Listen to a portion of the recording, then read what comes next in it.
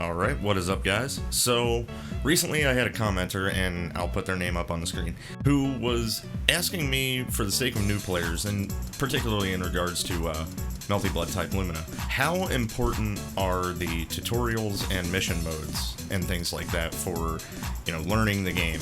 I'm basically going to talk about what my reply was and kind of go over some things. It's hard for me to speak from the perspective of a new player because I'm not. All I can really do is talk to you about different learning styles. The way that I learn fighting games is by playing matches. I'll do the tutorial mode, and I'll do a few of the missions and stuff for my character, if they're available. It's actually pretty difficult for me to retain things that I learned from tutorials and from mission modes and stuff because, you only have a capacity to remember so many things in your brain, right? You can have information overload, especially with a new fighting game. And that can be even worse for new players, right? Who are just jumping in, this their first fighting game, right? And just all this stuff, you feel like you have to know all of this before you can ever play a match. And you have to know everything about your character, and that is not the case whatsoever. In my case, again, I do the tutorial mode, and, when things seem really important to me, I'm like, okay, I should probably remember this. But I do the mission mode too, and I learn, basically what the moves that my character can do and are capable of, right? I'm not really retaining the giant combos and things, I'll do them, and, I'll succeed at them or whatever, but it's not usually something that's going to happen in a match, right? Right after that. And the reason that I'm notorious for just jumping into matches and slamming my face against a brick wall until I learn from it is that's just a side effect of being an old school fighting game player, before tutorials and all that stuff. You just had to learn by getting your ass kicked all the time, which you still do. Yeah, and learning the properties of your moves and stuff, and when something, wonky happens in a match, that's when you start to question, what the hell is this? And again, it's hard to, at least for me, it's hard to retain absolutely every bit of information from the tutorial because of information overload. So when something like that happens in a match, I'll be like, did they cover, I don't remember if they said something about this in tutorial mode. I'll go back to it and see what they said about it, right? Instead of, trying to learn absolutely everything about your character before you go and play somebody online or get some matches in with your friends and stuff, there's three simple things that I always say, three simple things I always say to learn in a fighting game, and, a fourth one being the most important in anime fighters, right? Because it's a big deal. So the four things I'm talking about are anti-airs, what's your poke in neutral, learn a B&B, and the fourth one that's super important for anime fighters. And it's not that it's not important for other fighters, of course, but it is a pretty big deal in anime fighters because it's so centric to this, right? Movement. Now, movement is something that can come to you in matches and just playing, getting used to how your character moves around. But it is a great idea to spend some time, just a little bit of time in training mode to get used to how your character moves, right? But we'll get to that after the first three. So anti-airs, you definitely want to have an anti-air. That's probably one of your most important things you want to learn. The thing about Melty Blood, and this is kind of a meme, it's been for a long time, Melty Blood is such a poverty fighter that they couldn't afford to give everybody anti-airs.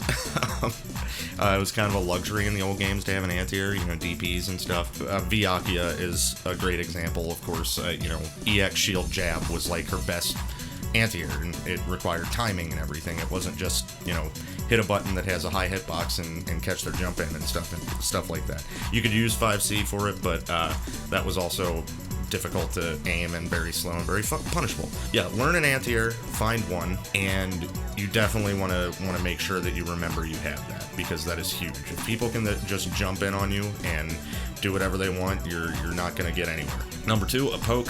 You want to be able to have something decently fast and decently far-reaching to, use in neutral.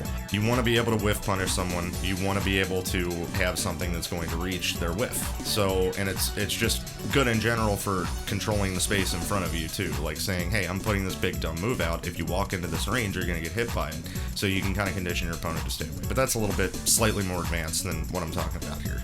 But you want to have a poke just to be able to counterplay footsies and stuff, right? The B&B is pretty important too. It doesn't have to be anything flashy. It does not have to be like the best, most optimal combo that your character can do, especially if you're just starting, right? Granted, Melty Blood Type Lumina has these auto combos and stuff. I don't think I would recommend using just the auto combo as your B&B, you know, like just hitting the button, because that could become a bad habit later when you're learning to not use it, right, for more damaging combos and things like that. So yeah, I wouldn't suggest using it as your B&B. I would still suggest using it, of course, because it's in the game and it's not bad. It's just, yeah, I wouldn't depend on it too much, especially because if you get used to doing your auto combo and they block it, when you do your full auto combo into their block, you are probably getting punished, because that last hit of the auto combo, the launcher auto combo, is quite punishable. And finally, yeah, let's get to movement, right? So movement, like I said, it's important in every fighting game, and a lot of different fighting games have different movement mechanics and different ways, especially anime fighters. Movement is a huge part of it, and a lot of characters have different kinds of movement. A lot of them use moves to move. You know, some of them have double air dashes and shit like that. Some of them have very strange jump arcs and all that stuff. And this seems very basic, but it's actually quite the hurdle for a new player in a game like this, right?